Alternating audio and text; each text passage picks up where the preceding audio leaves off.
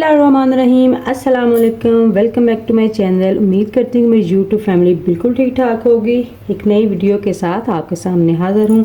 तो आज मैं आपको बताऊँगी कि प्लेन रोटी, सादा रोटी आप किस तरह से बहुत ही नरम और फूली हुई बना सकती हैं। इसके लिए सबसे पहले एक बॉल में आटा छान लिया है और बॉल के नीचे कपड़ा रख लिया है ताकि गूंथते वक्त बॉल फिसले ना, इधर उधर ना हो। आप इसकी जगह कोई भी बॉल ले सकते हैं। मैंने स्टील का बॉल लिया है, स्टील की परात वगैरह कोई चीज़ भी ले सकते हैं, प्लास्टिक का बॉल भी ले सकते हैं। अभी मैं आटा का गूंदना शुरू करूँगी। बिस्मिल्लाहिर्रहमानिर्रहीम। एक बात याद रखनी है आपने कि अगर गंदम नहीं है तो उसके अंदर आपने हाफ टी स्पून नमक ज़रूर ऐड कर लेना है, क्योंकि जो नई गंदम होती है उसकी रोटी टूटती है। तो अगर गंदम नहीं है तो फिर आप लाजमी उसके अंदर हाफ़ टी स्पून नमक ऐड करें। और अगर गर्मियां हैं तो कोशिश करें कि पानी जो है थोड़ा ठंडा लें, और अगर सर्दियां हैं तो पानी हल्का सा नीम गर्म या नॉर्मल वाटर। ठंडा पानी से ये होता है कि फिर थोड़ी देर लगती है, और हल्का सा नीम गर्म पानी होगा तो आटा आपका जल्दी सेट हो जाएगा और रोटी भी बहुत ही नरम बनेगी। इस तरह से थोड़ा थोड़ा करके पानी डालते जाना है और आपने आटे को इस तरह से गूंथते जाना है। बहुत ही आसान तरीका है। मेरी वो बहनें जो नया नया काम शुरू कर रही हैं, जो जिन्हें आटा गूंदना नहीं आता, उनसे रोटी अच्छी नहीं बनती, रोटी टूट जाती है या सख्त हो जाती है, उनके लिए मैं आज ये रेसिपी बना रही हूँ, उनके लिए वीडियो बना रही हूँ कि बहुत ही आसान तरीके से किस तरह वो घर पे रोटी नरम बना सकती हैं। इस तरह से थोड़ा थोड़ा करते इस तरह देख के हमने ऐसे साइड पे कर लेना है जो होशा करता है। थोड़ा थोड़ा आटा पानी डालने से ये होगा कि आटा आपको जितनी ज़रूरत होगी आटे को उतना ही पानी उसके अंदर जाएगा। अगर एकदम से हम ज़्यादा पानी डाल लेंगे तो आटा या तो बहुत ज़्यादा नरम हो जाएगा या फिर बिल्कुल ही लिक्विड डो बन जाएगी, तो वो फिर रोटी नहीं बनेगी। इस तरह से थोड़ा थोड़ा आपने डालना है और साथ साथ बर्तन को भी साफ़ करते जाएं,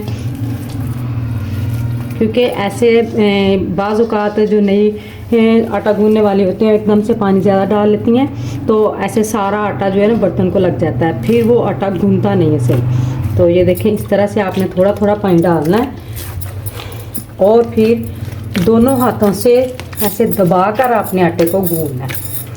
2 मिनट के लिए आप इस तरह करेंगे, उसके बाद आटे को हम रेस्ट दे देंगे। इस तरह बहुत ही जल्दी आटा सेट हो जाता है और रोटी भी बहुत ही नरम बनती है।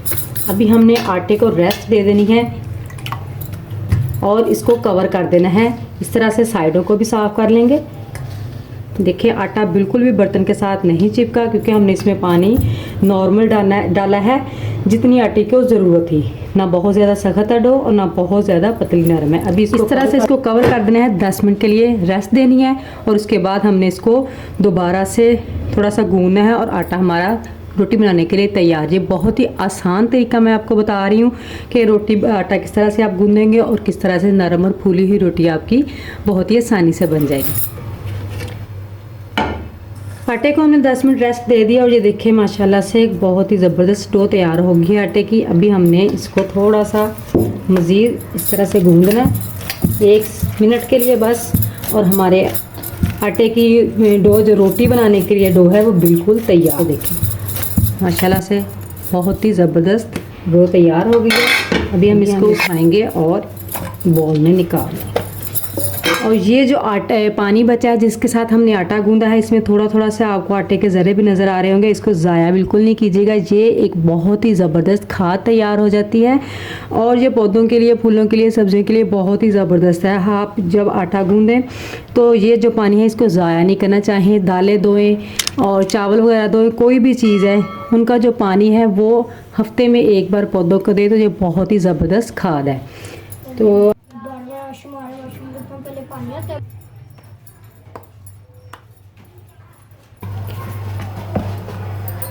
पेड़े मैंने कर लिए। अभी एक एक करके रोटी को बेलूँगी और फिर आपको बताऊंगी कि आप किस तरह से रोटी सेकेंगे ताकि आपकी रोटी बहुत ही नरम और फूली बने। रोटी चाहे सारी फूले चाहे थोड़ी फूले, लेकिन गारंटी है कि रोटी आपकी नरम बनेगी।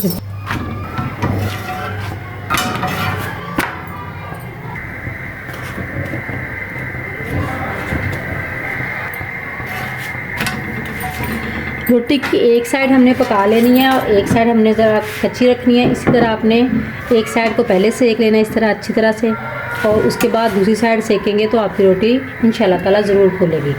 और रोटी को तवे पे डालते हुए आपने ये बात याद रखनी है कि तवा बहुत ज़्यादा गर्म ना हो। अगर बहुत ज़्यादा गर्म हुआ तो रोटी साथ चिपक जाएगी और फिर रोटी फूलेगी नहीं, नरम नहीं बनेगी। ये देखिए इस तरह से माशाल्लाह से सारी रोटी फूल गई है।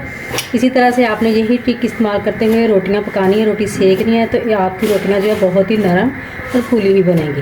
ये देखिए माशाल्लाह से इस तरह से, ये देखिए मैं आपको बता रही हूँ ना, इस तरह से आपने एक साइड ऐसे रखनी है और एक साइड आपने पका लेनी है। उसके बाद फिर जो साइड हमने पकाई है उसी को पहले इस तरह से सेकेंगे, ऐसे तवा साइड पे करते हुए इस तरीके से। ये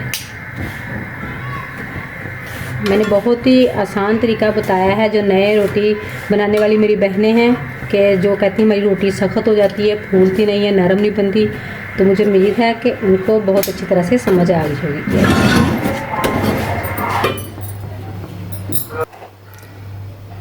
आपको मैंने प्लेन रोटी बनाने का तरीका बहुत ही डिटेल से और अच्छी तरह बता दिया। मुझे उम्मीद है कि नई रोटी बनाने वालों को बहुत ही अच्छी तरह से समझ आ गई होगी कि किस तरह से रोटी फूली हुई और नरम बनानी है, सादा रोटी, और अकड़ेगी भी नहीं और बिल्कुल सॉफ्ट बनेगी। तो वीडियो अच्छी लगी तो वीडियो को लाइक और शेयर जरूर कर दीजिएगा। इसी दुआ के साथ कि जहाँ रहें खुश रहें, आबाद रहें, अल्लाह ताला आपको सेहत और तंदुरुस्ती वाली ज़िंदगी अता करे। दुआ में याद रखिएगा, अपना बहुत सारा ख्याल रखिएगा। इजाज़त दीजिए, अल्लाह हाफिज़।